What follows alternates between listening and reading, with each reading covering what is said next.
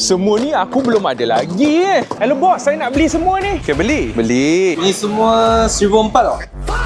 Boleh? Boleh? Boleh? Boleh? Confirm lah? Confirm. Okey.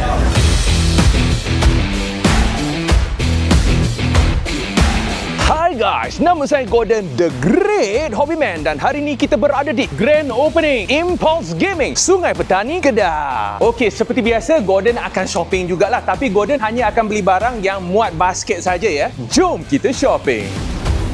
Tengok korang masuk-masuk je kan, dah boleh nampak satu pokok LED yang sangat besar tau. Ni memang saya rasa Impulse Gaming ni je tau yang ada.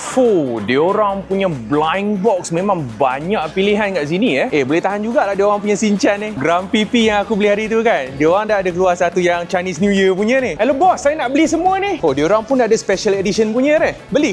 Diorang punya aksesori gaming kat sini memang agak komplit ya. Okey, kat tingkat atas ni kan, segala figure, segala Gundam, semua ada kat sini. Diorang punya koleksi diecast pun banyak ni. Aku jumpa kereta lama aku, Honda EG6. Kenalah beli kan? Beli. Ini pun beli. Impulse Gaming ada keluar baju Okey tak? Macam lawa je. Kita beli satu Okey, dalam kotak ni kita dapat lanyard, acrylic keychain dekat sini. Cuba tengok ni. Boleh tahan lah. Kepada yang minat trading card game kan, ada lah banyak pilihan kat sini.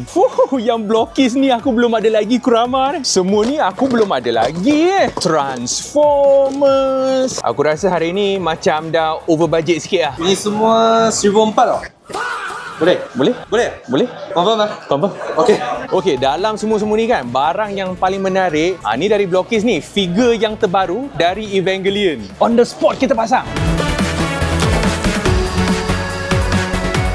Blockies punya build quality makin lama makin power guys. Okey, diecast ni pun ada yang menarik tau. Yang size ini aku belum ada lagi tau, iaitu Fast and Furious punya GTR 34 lawak, dia punya details cantik weh. Okey, kita nak buka Nissan Coca-Cola GTR. Lawak, dia punya details matte colour siap, boleh nampak yang Coca-Cola punya lambang kat situ. Seterusnya Honda NSX cantik lah dia punya warna biru kat bawah tu. Lawak, dia punya chrome top secret R32 Ni siap datang dengan kotak display akrilik dia tu.